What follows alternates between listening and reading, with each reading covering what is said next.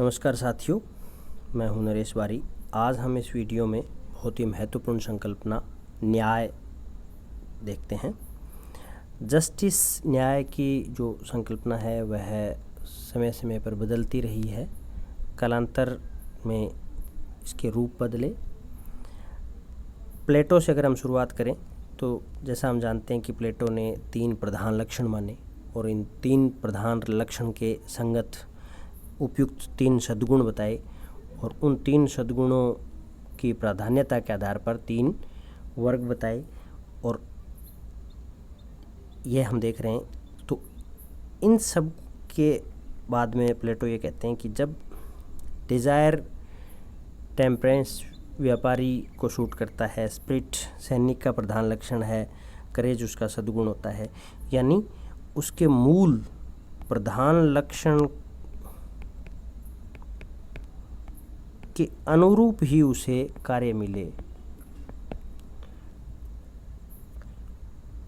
और इस व्यवस्था में वो कहते हैं कि विजडम यानी नॉलेज दार्शनिक या रूलिंग क्लास का लक्षण होना चाहिए। तो ऐसी व्यवस्था करके वो फिलोसोफर किंग की स्थापना करते हैं। तो प्लेटो के अनुसार प्लेटो की जो संकल्पना है वह कर्तव्य भावना से प्रेरित है, श्रम विभाजन पर आधारित है, व्यक्ति की प्रकृति प्रदत्त या व्यक्ति की मूल गुणों के अनुरूप उसको कार्य करने से संबंधित है और अंतिम रूप से वह फिलोसोफर किंग के आइडियाज़ को अचीव करने का नाम है। अरस्तु के अनुसार न्याय का सरोकार मानवीय संबंधों के नियमन से है। न्याय के बारे में साझी धारणा के कारण ही राज्य अस्तित्व में आता है। अरस्तु का मानना है कि जब राज्य के न्याय के बारे में धारणा साझी हो जाती है या साझी संकल्पना है तभी राज्य अस्तित्व में आता है। वो 2 प्रकार के न्याय की संकल्पना देते हैं, डिस्ट्रीब्यूटिव जस्टिस वितरणात्मक तथा कम्यूटेटिव या रेक्टिफिकेटरी या रेमेडियल जस्टिस। डिस्ट्रीब्यूटिव जस्टिस यानी समान या धन संपदा के वितरण से संबंधित है। यह लेजिस्लेटिव के एरियाज़ में आता है। तो यहाँ जो सिद्धांत अपनाया जाता है वह है ट्रीटिंग इक्वल्स इक्वली, यानी बराबर लोगों के साथ, समान लोगों के साथ समान व्यवहार। कस्टम एंड कस्टमरी लॉज का सहारा लेना यहाँ जरूरी होता है। यह वितरण अंक गणितीय अनुपात की बजाय रेख गणितीय अनुपात से होना चाहिए।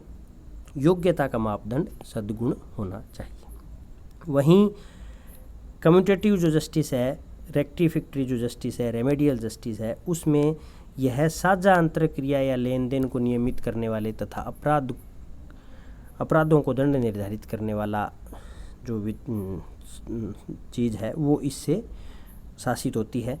जज या न्यायपालिका के विचार क्षेत्र में यह आता है और यहाँ किसी प्रकार का भेदभाव वाली बात नहीं है, यानी सभी समान हैं, अंक गणितीय आधार पर दिया जाता है, कोई योग्यता का पैरामीटर यहाँ नहीं रखा जाता।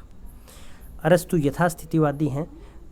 जैसा हमने पढ़ा था कि अरस्तु ने कहा कि समानता के विचार को ज़्यादा बढ़ावा नहीं देना चाहिए, क्योंकि समानता का विचार है वो न्याय के विचार को न्याय की मांग पैदा करता है और अंततः क्रांति होती है। क्रांति ना हो इसलिए वह समानता के विचार का प्रसार करने के विरोधी हैं। यूनिवर्सल लॉ ऑफ नेचर के अस्तित्व के संकेत मिलते हैं अरस्तु में। यह संकल्पना स्टोइक दर्शन से रोम के न्यायशास्त्र में विकसित हो गई, अरस्तु की जो संकल्पना थी। लेकिन आधुनिक काल में हम क्या देखते हैं कि जैसे डेविड ह्यूम है, और डेविड ह्यूम के विचार बाद में अन्य उपयोगितावादी हैं उनमें प्रकट हुए।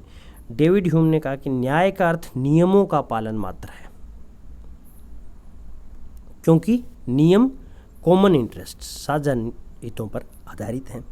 साझा हित और सार्वजनिक उपयोगिता न्याय के एकमात्र स्रोत हैं, यानी कॉमन इंटरेस्ट और पब्लिक यूटिलिटी को बढ़ावा ही न्याय का एकमात्र स्रोत है। तो यहाँ हम ये यूटिलिटेरियन व्यू देखते हैं। उपयोगितावादी ह्यूम को उपयोगितावाद का जनक माना जाता है और यह दर्शन आगे उपयोगितावादी बेंथम, जेम्स मिल, उनमें उनके विचारों में प्रकट हुआ। सामाजिक उपयोगिता न्याय की निर्धारक है, सोशल यूटिलिटी न्याय की निर्धारक है। न्याय नियमों का पालन मात्र है।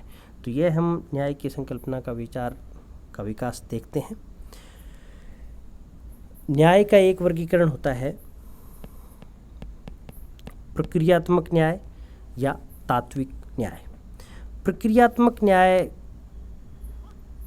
से तात्पर्य है कि जो प्रोसेस है वो फेयर होनी चाहिए, रिजल्ट कैसा ही हो फर्क नहीं पड़ता। यानी इक्वालिटी इस्टेब्लिश करना ज़रूरी नहीं, अवसर की समता है वह होनी चाहिए। यानी अवसर सबको मिले, रिजल्ट भले ही भेदकारी आए। Spencer, Milton Friedman, F A. Robert Nozick, ये सब इसके समर्थक हैं। वहीं जो तात्विक न्याय होता है इसका मकसद कहीं ना कहीं रिजल्ट की समानता को इस्टेब्लिश करना होता है, या रिजल्ट लाना होना चाहिए। सिर्फ और सिर्फ प्रक्रिया पर्याप्त नहीं है, प्रक्रिया फेयर होना पर्याप्त नहीं है, रिजल्ट आना चाहिए। इन दोनों के बीच में रोल्स का सिद्धांत आता है। रोल्स प्रक्रियात्मक के साथ साथ सामाजिक न्याय के सिद्धांत के साथ मिलकर न्याय का विस्तृत सिद्धांत देते हैं। रोल्स का सिद्धांत सबसे ज़्यादा महत्वपूर्ण है। डेविड मिलर की पुस्तक है सोशल जस्टिस 1976 में। उन्होंने 3 मापदंड के आधार पर विभिन्न विचारकों द्वारा बताए न्याय की समस्या के समाधान का वर्णन किया। मिलर के अनुसार सामाजिक न्याय की योजना कुछ इस तरह बनाई जानी चाहिए कि, यानी सोशल जस्टिस को कैसे इंश्योर करना चाहिए, सभी स्वस्थ व्यक्तियों के लिए न्यूनतम श्रम अनिवार्य हो, मिनिमम लेबर का आइडियाज़। सबकी न्यूनतम आवश्यकताएं पूरी की जाएं, यानी आवश्यकताओं की पूर्ति, न्यूनतम आवश्यकताएं उनकी पूर्ति इंश्योर की जाए। अतिरिक्त श्रम के लिए अतिरिक्त पुरस्कार, यानी कोई ज़्यादा काम करता है तो उसे अतिरिक्त पुरस्कार भी दिया जाना चाहिए। यानी इन जो इंसेंटिव्स हैं वो भी बने रहने चाहिए। जैसे न्याय का मापदंड क्या रहता है, उससे जुड़ी समाज व्यवस्था क्या होती है और प्रमुख प्रवर्तक कौन है, जैसा डेविड मिलर ने बताया।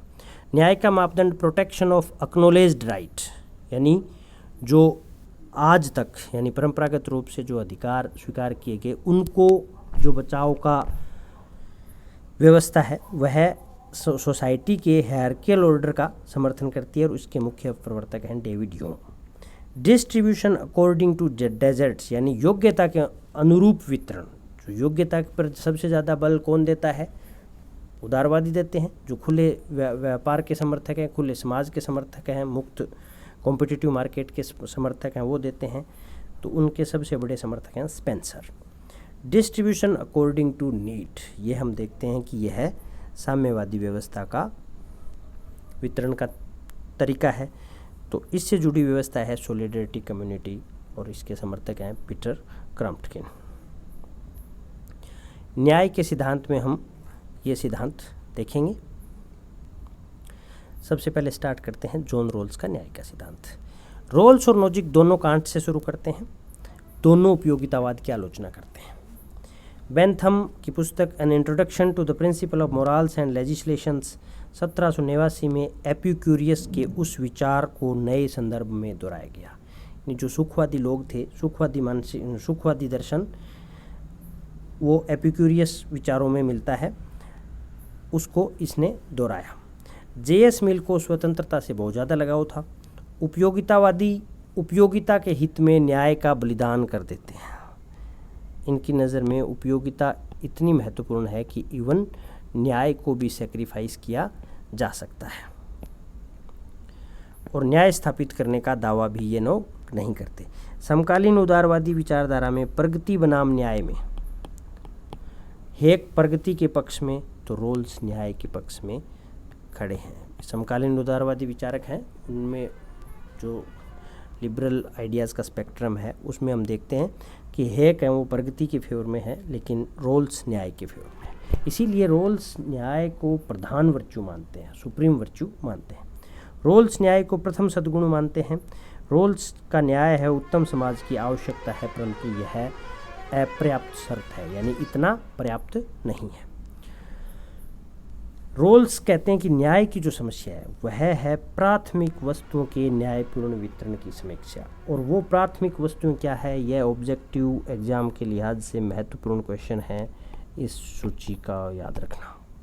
Right and liberties, power and opportunities, income and wealth and self respect. व्यक्ति की गरिमा न्याय प्रणाली का केंद्र बिंदु है। जैसा हम देखते हैं कि कांट को अगर फॉलो करेंगे तो व्यक्ति की गरिमा को महत्वपूर्ण मानेंगे ही, क्योंकि कांट ने व्यक्ति को साध्य माना था। न्याय सिद्धांत को विशुद्ध रूप से प्रक्रियात्मक बताया, हालांकि इसके माध्यम से तात्विक न्याय की स्थापना का प्रयास भी करते हैं रोल्स ने जो मेथडोलॉजी अपनाई, जो उन्होंने एक तरीका अपनाया कि सामाजिक अनुबंध की तर्क प्रणाली जिसे कहते हैं, इसमें एक ह्यूरिस्टिक डिवाइस का प्रयोग किया। वो क्या है कि ये ज्ञान का पर्दा होगा, उस ज्ञान के पर्दे के पीछे लोग होंगे और ये लोग, इनके कुछ विशेष क्वालिटीज़ होंगे और ये लोग जो डिसाइड करेंगे वो न्याय के सिद्धांत होंगे। तो इस ओरिजिनल पोजीशन की कल्पना की गई। व्हील ऑफ इग्नोरेंस यानी अज्ञान का पर्दा की कल्पना की गई। मूल स्थिति में अंधकार के पर्दे के पीछे कुछ प्रतिबंध अवश्य लगे होते हैं जो नैतिकता के विचार के साथ जुड़े हैं। ये प्रतिबंध क्या है? जो इस पर्दे के पीछे जो समझौता करने वाले लोग होंगे वो wants, interest, skill and ability से बिल्कुल बेखबर होंगे। यानी उन्हें ये नहीं पता होगा कि उनकी क्या अभिलाषाएं हैं, उनके क्या स्किल हैं, क्या एबिलिटीज़ हैं। आर्थिक मनोविज्ञान का आरंभिक ज्ञान होगा, उन्हें इकोनॉमिक्स का और साइकोलॉजी का इनिशियल लेवल का ज्ञान होगा भी किस प्रकार से ह्यूमन नेचर है वो काम करती है, किस प्रकार से अर्थशास्त्र काम करता है। न्याय का सेंस होगा, सेंस ऑफ जस्टिस होगा, यानी जस्टिस की स्थापना के लिए बैठे हैं तो डेफिनेटली सेंस ऑफ जस्टिस उनमें होना चाहिए। ऐसी बातों की जानकारी जो पूर्वाग्रह पैदा करे वो नहीं होगी उनको, यानी उनके प्रति पूर्वाग्रह नहीं होगा। ऐसी बातों की जानकारी होगी कि भी कौन सी बात उनकी थॉट में पूर्वाग्रह ला सकती है। जब हमें ये पता होता है कि उनकी सोच को कौन बायस्ड कर सकता है तो हम उस पूर्वाग्रह को निकाल सकते हैं। Rational agent and self interested है लेकिन इगोइस्ट नहीं है। तार्किक हैं, सेल्फ इंटरेस्टेड है क्योंकि व्यक्ति को अपने हित की सिद्धि चाहिए, लेकिन इगोइस्ट नहीं है।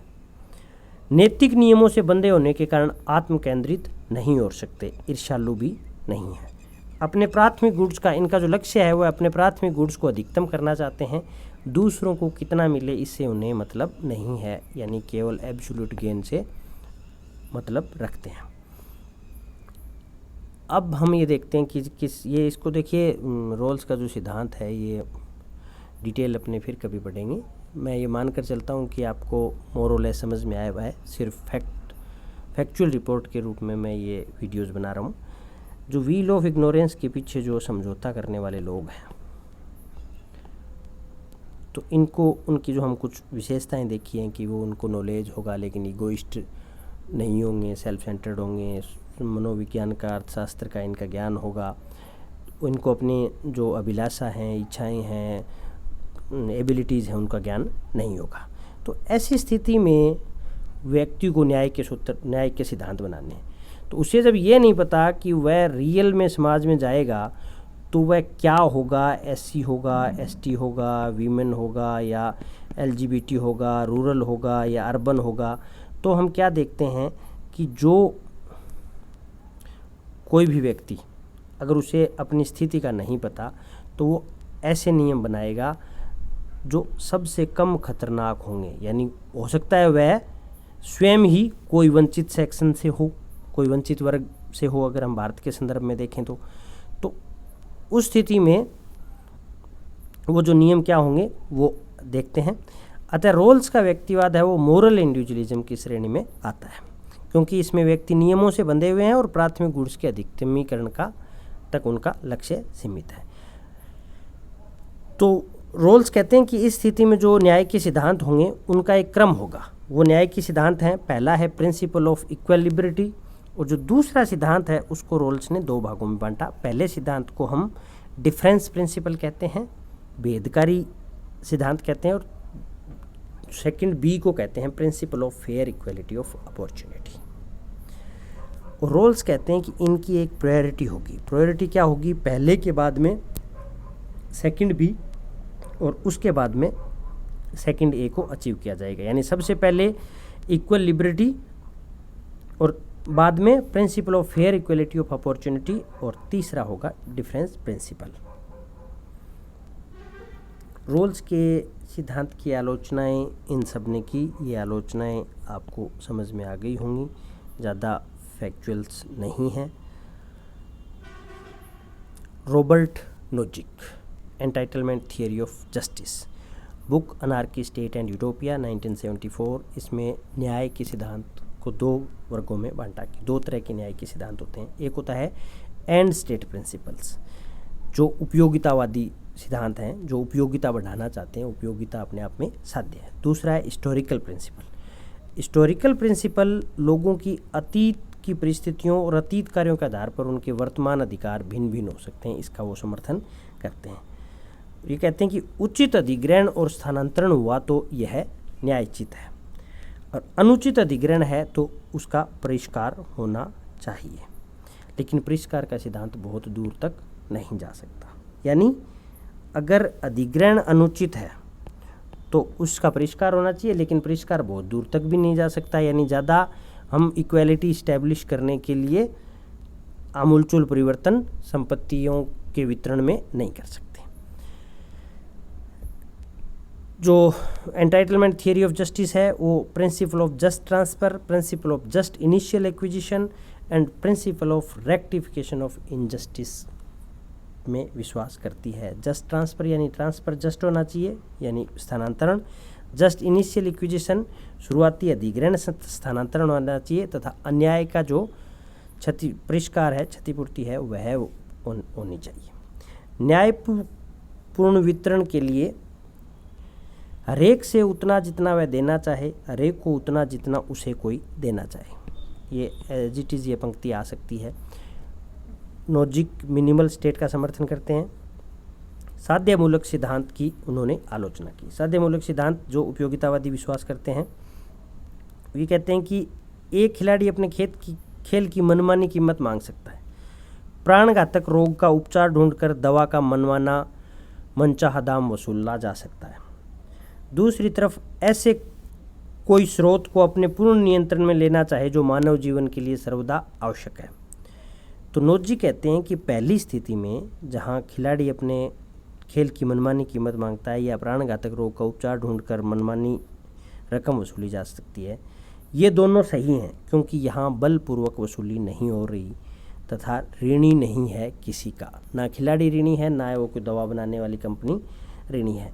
लेकिन अगर कोई ऐसे स्रोत को अपने पूर्ण नियंत्रण में लेना चाहे जो मानव जीवन के लिए आवश्यक है, तो यहाँ नोजी कहते हैं कि प्रतिबंध लगाने की आवश्यकता है। हेयक का न्याय का सिद्धांत, हेयक प्रक्रियात्मक न्याय में विश्वास करते हैं। उनकी पुस्तक law, liberty and legislation the mirage of social justice, इन्होंने सामाजिक न्याय को निरर्थक माना। स्वतंत्रता को बढ़ावा देना ही न्याय का उद्देश्य है। न्याय का मार्क्सवादी सिद्धांत, मार्क्स मानते हैं कि न्याय है वह वर्तमान व्यवस्था को बनाए रखने का सिद्धांत है।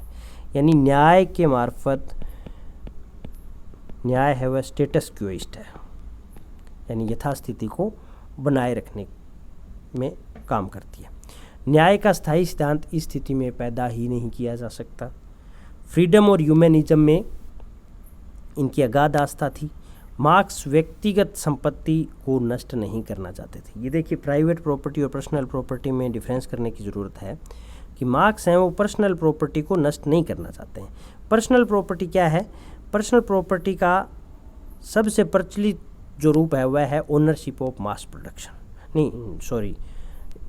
पर्सनल प्रॉपर्टी का जो सबसे प्रचलित रूप है, जैसे छोटे मोटे कारीगरों, मिस्त्रियों, किसानों की जो संपत्ति होती है वह इसे नष्ट नहीं करना चाहते। वहीं प्राइवेट प्रॉपर्टी को वो सामाजिक अस्तित्व के अंतर्गत लाना चाहते हैं।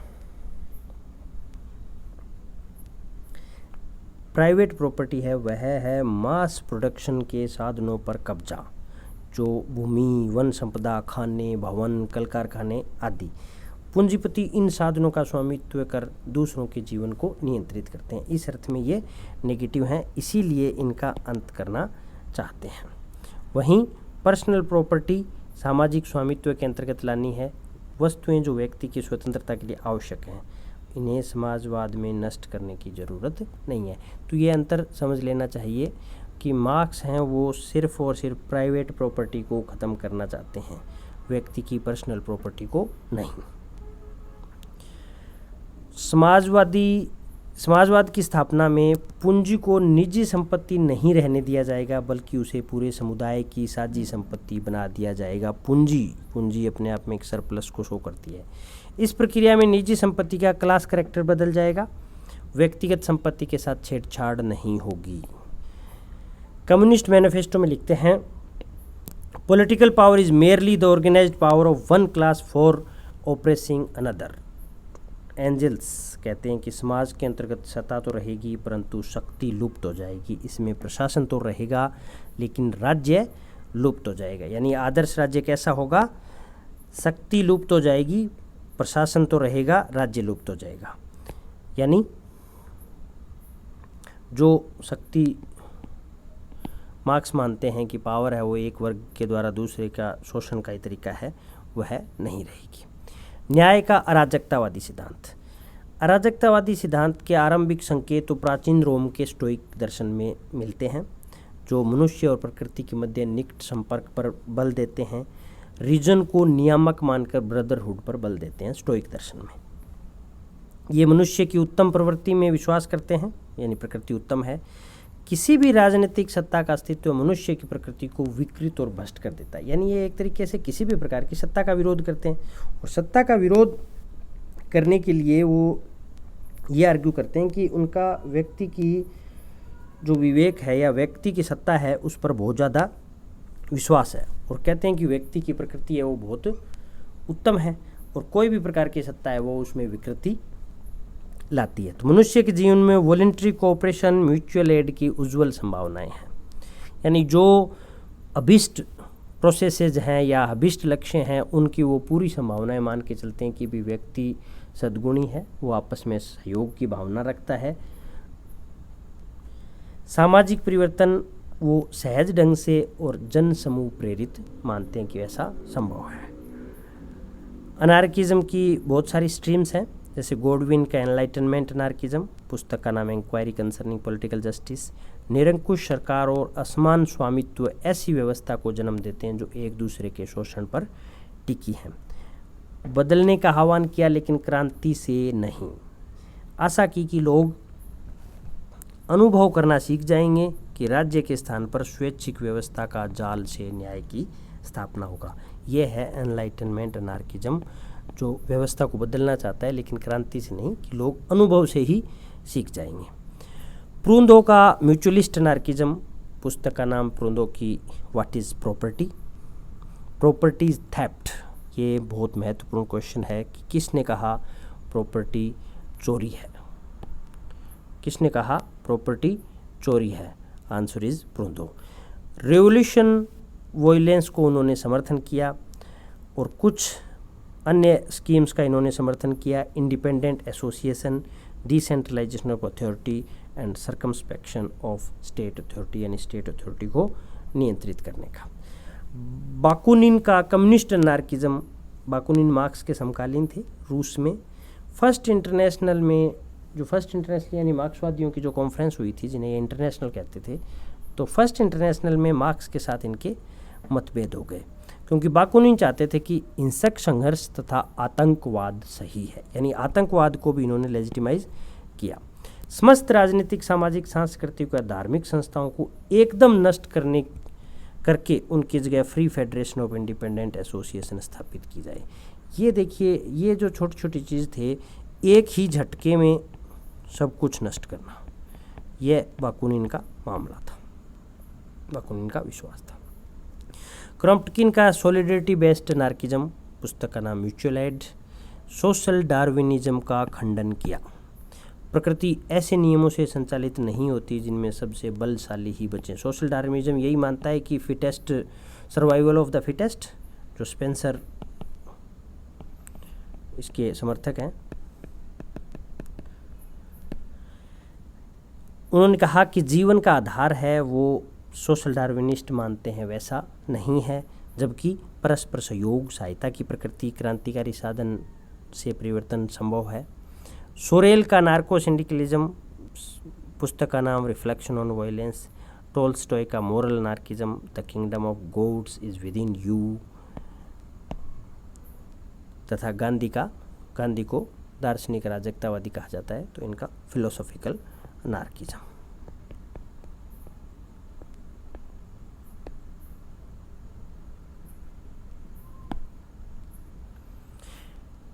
अगला जो सिद्धांत है डेमोक्रेटिक सोशल थियरी।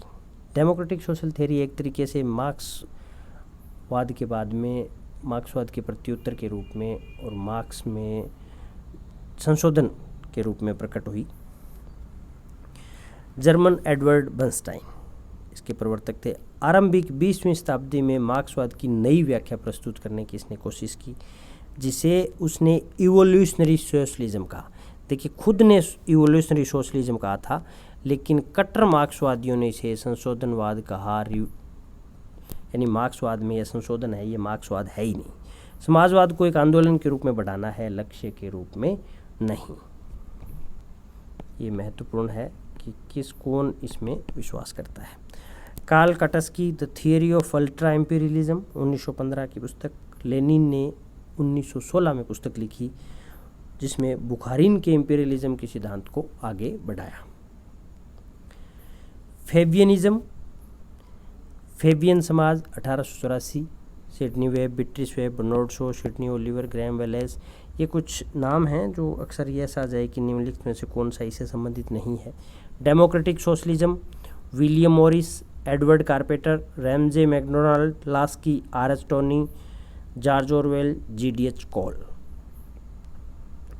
सामुदायिक दृष्टिकोण जो कम्युनिटेरियन अप्रोचेज है। कम्युनिटेरियन अप्रोच हम जानते हैं कि जो व्यक्तिवादी दृष्टिकोण है उसके उलट ये मानती है कि व्यक्ति, समाज या राज्य इनके प्रति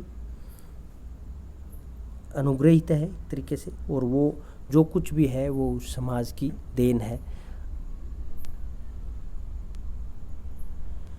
तो इसके विचार अरस्तु, रूसो, हिगल, ग्रीन में मिलते हैं, और आधुनिक समय में मैकाइंटर, सेंडल, वोल्जर, टेलर मुख्य इसके आधिकारिक आवाज़ हैं।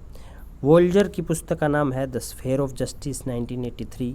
उन्होंने कॉम्प्लेक्स इक्वालिटी, जटिल समानता का सिद्धांत दिया। जटिल समानता से तात्पर्य था कि एक क्षेत्र में जो असमानता है वो दूसरे क्षेत्र में असमानता का वाहक ना बने, कारण ना बने। फॉर एग्जाम्पल, जैसे सामान्यतः क्या होता है कि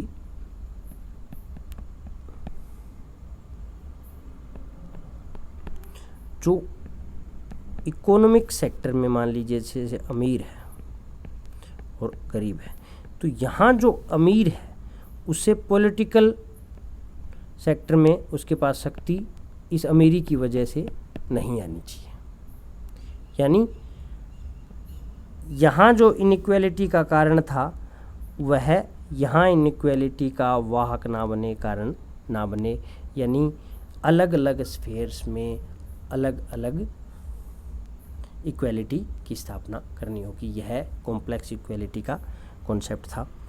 विकेंद्रीकृत लोकतांत्रिक समाजवाद का समर्थन किया। मैकेंटायर की ये जो प्रसिद्ध, ये देखिए कम्युनिटेरियन हैं, इनकी किताबें प्रसिद्ध हैं, और हमारी कोशिश रहनी चाहिए कि इन पुस्तकों को हम सही ऑथर और सही ईयर के साथ याद करें। ये क्रम में या इनके कोर आइडियाज़ हैं उनके साथ याद करें। ये एग्ज़ाम्स में अक्सर पूछे जा सकते हैं। सोशल डार्विनिज्म जो सर्वाइवल ऑफ फिटेस्ट में विश्वास करता है। स्पेंसर ने इसे सामाजिक जीवन पर लागू किया। यानी ये नेचुरल साइंस में आया था पहले, लेकिन स्पेंसर ने इसे सोशल लाइफ पर लागू किया कि केवल योग्य लोगों को ही जीने का हक है। फ्रीडमैन ने स्पेंसर से प्रेरणा ली और सिबी मैकफर्सन ने इसकी आलोचना की। Thank you so much.